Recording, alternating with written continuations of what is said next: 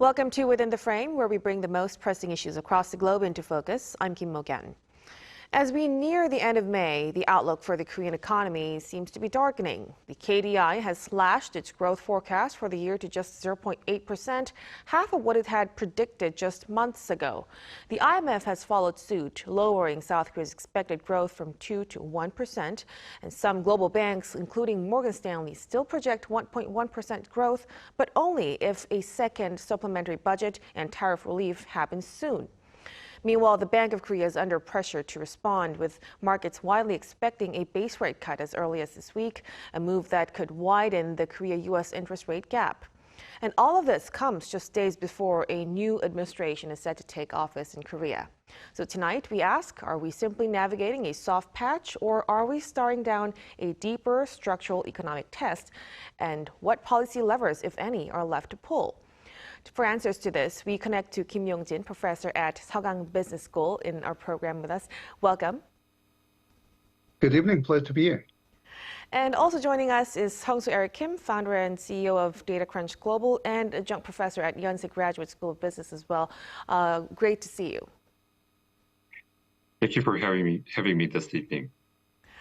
So let's begin our discussion with Professor Yong-jin. So the headline numbers, recent growth outlooks from Korean institutions place 2025 GDP growth in the 0% range, while foreign firms like Morgan Stanley forecast up to 1.1, assuming a second supplementary budget like I've mentioned. What's your take on that optimism? Are those assumptions actually realistic? Well, like you mentioned, the most important Korean institutions, lower the focus of economic growth of Korea to almost zero. In the morning today, the Bank of Korea's Monetary Policy Committee announced that it has lowered the base interest rate by 0.25 percentage point from 2.75% to 2.5%. This year's economic growth forecast is 0.8%, which is a significant downgrade, from the previous 1.5% in February.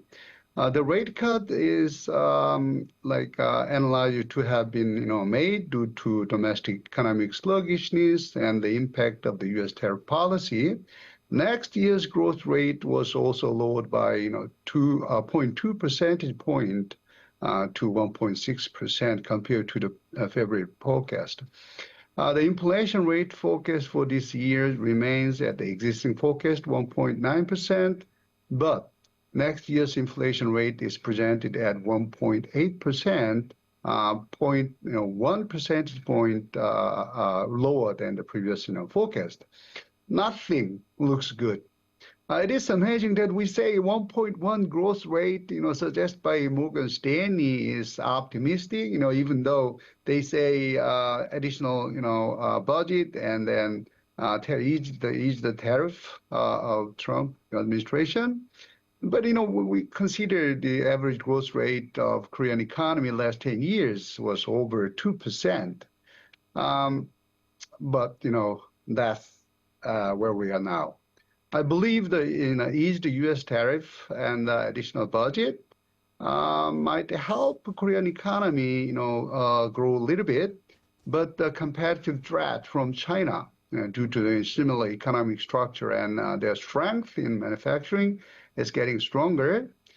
In that case, 1.1% growth might be a bit optimistic. So it's a hopeful outlook with heavy conditions, of course. Right. Now, adding to this, the downgrades are slashed. The downgrades are piling up. The KDI has slashed Korea's growth forecast from 1.6% to 0.8%, while IMF cut its outlook from 2 to 1, citing sluggish exports, weak consumption, and lingering tariff uncertainty. Professor Kim Sung-soo, do you believe Korea is headed for a temporary downturn, or are we facing deeper structural stagnation? So I think that currently Korea's low growth rate projection is very gloomy to hear. And I think that there's both a reason for a structural slowdown and also a temporary macroeconomic situation. If you compare the economic growth outlook of other countries, we're all facing a lower growth rate. For example, U.S. Fed announced that they're lowering the projection of this year's U.S. economic growth rate to 1.7%. And Germany is at 0%. And Korea announcing 0.8% is quite alongside with the global slow down in the economic growth. If we compare with our neighboring countries, for example, Japan and Taiwan, I think that the situation is more apparent. Japan is forecasted to have a 0.5% economic growth, but surprisingly, Taiwan is forecasted to have a 3.1% economic growth. So this shows that there's both the macroeconomic influence to our economy, but it's also about our industry portfolio that is more vulnerable to these trade wars and tariff conflicts, while Taiwan, that is centered with ICT industry, which is in a high demand, is showing a high economic growth. These three countries, Korea, Japan, and Taiwan, have similar social problems. We have low birth rates, and we are a very fast aging society, but we see an asymmetric effect of the global economy to our industry, and that signals that we have to really rethink about our industry portfolio. Mm-hmm. Thank you for that comparison, Professor. So, and when we see Taiwan growing over 3% while Korea struggles to hit 1%, the gap seems to point to deeper structural weaknesses we've yet to resolve now. Now, returning to Professor Kim Mok-yeon, you've mentioned about the BOK cutting its base rate to 2.5% this morning. Do you believe then monetary easing is now actually unavoidable? Absolutely. I think that's inevitable at the moment. The domestic economy continue its sluggish pace in April, following a contraction in the first quarter due to a slower recovery in domestic demand, including consumption and construction investment. And moreover, export growth, decelerated, even though there are concerns about household debt growth and an increase in volatility of foreign exchange market. And due to Trump's debt policy, the economic growth rate is forecast to decline considerably in this year. The first thing the BOK had to consider is the economic recovery at this moment, and at least boosting up the staggering domestic economy. Fortunately, the foreign exchange rate is going down and the inflation rate is stable. I think, this is the only window for the central bank, to have the opportunity to cut the rate probably this year. Mm-hmm. So it really was inevitable. But of course, rate cuts are followed by some trade-offs, as we know. Professor Sung-Soo Kim, then lowering rates could widen the Korea-U.S. interest rate gap to 2 percentage points, which has been, raising risks of a capital outflow to the won's depreciation. How should the BOK balance these external risks, like capital flight, against the need to support domestic demand? So I think that the interest rate cut was very timely because we were having an economic problem like just last quarter. The real consumption dropped to 0.7%. So it's a 0.7% decrease in real consumption. But at the same time, it was timely because our current exchange rate with the U.S. dropped from 14.50 to a 30.70 range, which is 5% appreciation of Korean won. So I think that gave the confidence to the BOK to lower the interest rates. At the same time, recently, the U.S. Trade Court announced that I ruled that the sweeping tariff is unlawful. So that also mitigated the risk of economic trade, in some extent, giving a confidence for the BOK to reduce the interest rates. So when the BOK looks into the options for lowering interest rates, I think they mainly look into three domains. First, the currency depreciation and its impact to importing goods and inflation. And I think that is the main concern why they are trying to lower the interest rate because of inflation. and increased personal debt mainly causing real estate price increase. So this will be a side effect of the interest rate cuts, and I will discuss that later on. Finally, capital flights of foreign investors are the biggest concern that the media covers. But if we look into historical data, for example, in 2023 and 2024, we experienced a 2% interest spread between U.S. interest and our interest, which we were much lower than U.S. At that time, we still saw a net capital influx in the capital markets, in the securities markets. For example, in 2023, there was a net influx of 80.87 billion US dollars, and 2024 there was a 20.77 billion US dollars, respectively. This year, the bond market is also strong, showing a 3.63 billion net influx into the bond market, while the stock market is showing a net outflow. So this means that it's not solely just because of the interest rate gap that determines the capital outflow. It's more about the market signals and the market attraction of the Korean market. Of course, when we lower the interest rates, it's because of our economy is not performing well, but that also gives an opportunity for foreign investors to invest into the Korean market to seize the depreciated assets. So what's really important right now is to deliver a clear and transparent market signal by the BOK to foreign investors and Korean investors about what is the solid plan of the government that will hedge a lot of risk and make it more comfortable for foreign investors to invest in Korea. Right. So this, on the other hand, could be a good opportunity for foreign investors to, be entering the market. Now, all of this discussions bring us back to, growing domestic concern. Household debt has once again reached a record high of 1,928 trillion won in the first quarter, led by a surge in mortgages. Professor Yongjin, do you think this is the most pressing financial vulnerability that South Korea faces now? Well, yes and no. Even though the household debt is not the only factor that contributes to the financial vulnerability of Korean economy, it is absolutely affecting many areas of Korean economy, including domestic consumption, investment, and in turn, financial stability. The debt to GDP ratio for South Korea, came to 91.7% in the first quarter of 2024, which is the second highest among 38 major nations, following Canada with 100.6%. According to the data from Institute of International Finance, the average global ratio is about 60.3%. That means, Korea's household debt rate is extremely high. But the household debt as a whole won't be a problematic. Now, there are two types of household debt.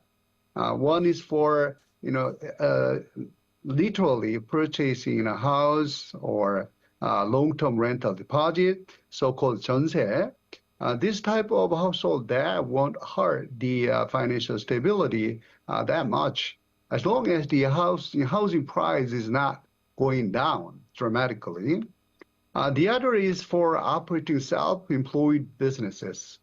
Even though this type of loan is for business, it is counted as household debt. This household debt takes about half of the total household debt, which makes Korean economy financially vulnerable. So this is the reason Bank of Korea Governor Ri Chang-yong has stressed that government aim to lower the ratio gradually to the 80% level. So basically, mortgage for the household debt for mortgage won't be lower that much, but we need to really focus on that household debt for self-employed businesses. So with this household debt, some people actually see this as a structural constraint. Last week I spoke. That's right. Last week we had the chance to interview former World Bank VP Danny Leipziger, and he called South Korea's household debt problem a structural threat, creating friction between monetary and fiscal levers. Professor Yong-jin, do you agree with this assessment? And I mean, that's right. Exactly. The household debt problem looks to play as a structural constraint, which makes the central bank and the government stalled in a dilemmatic situation. So even though the central bank wants to cut the interest rate to boost up the economy, it can't, because lowering the interest rate may push up the housing price, which will end up with more household debt. If the central bank increases the interest rate to respond to the inflation, most households will be exposed to more burden, so they cannot do it. Korean government want to offer some subsidies to its citizens. There is huge resistance due to the fear of inflation. If Korean government tries to reduce the household debt with some special measures like a stress DSR or high property tax, the housing price would fall. The housing price would fall, which causes huge resistance from the public. So they can't do it.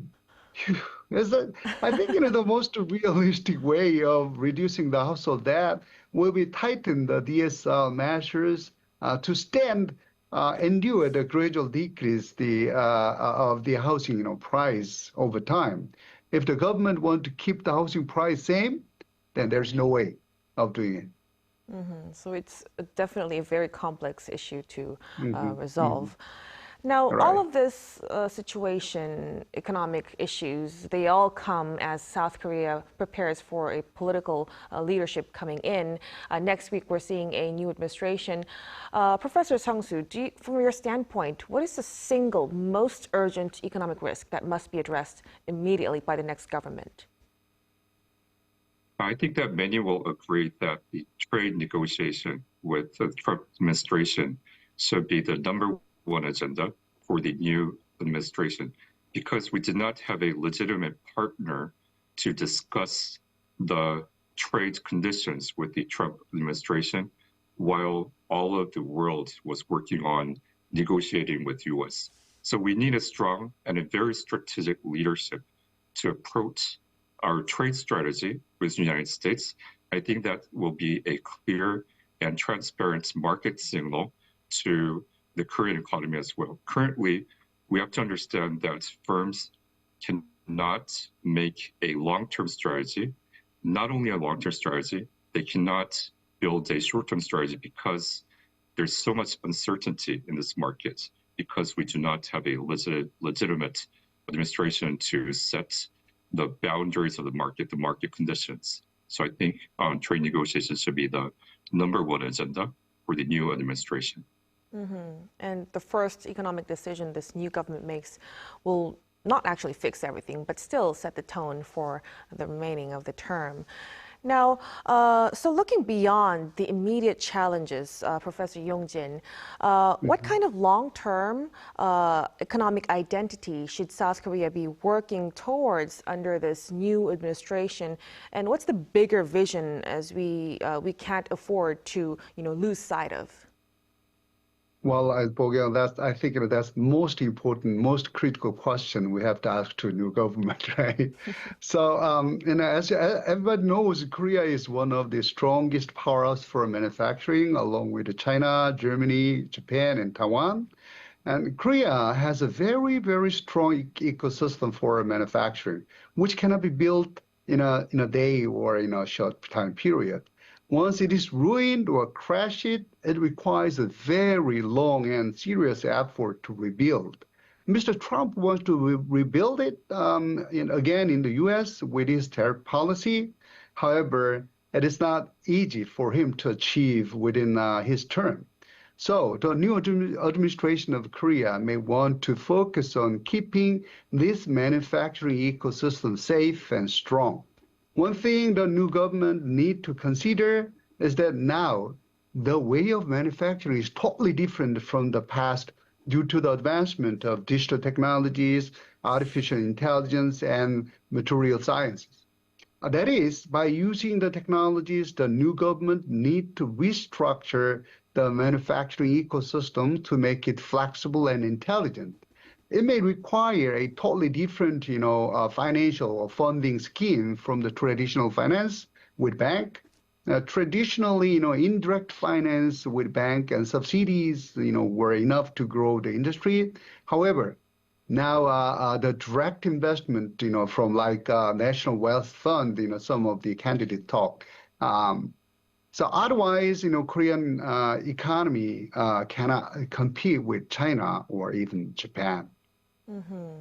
So at this moment, long-term vision matters just as much as short-term fixes. And as you've suggested, keeping manufacturing ecosystems strong and flexible would be very important in the long run. All right. Gentlemen, thank you so much for your insights tonight and for your time. Professor Yongjin and Professor Sung-soo, thank you so much. We appreciate it. Thank you for having me. And this was Kim Mok-yeon on Within the Frame. And be sure to tune in again next time as we continue to explore the stories that matter. Until then, stay informed and engaged.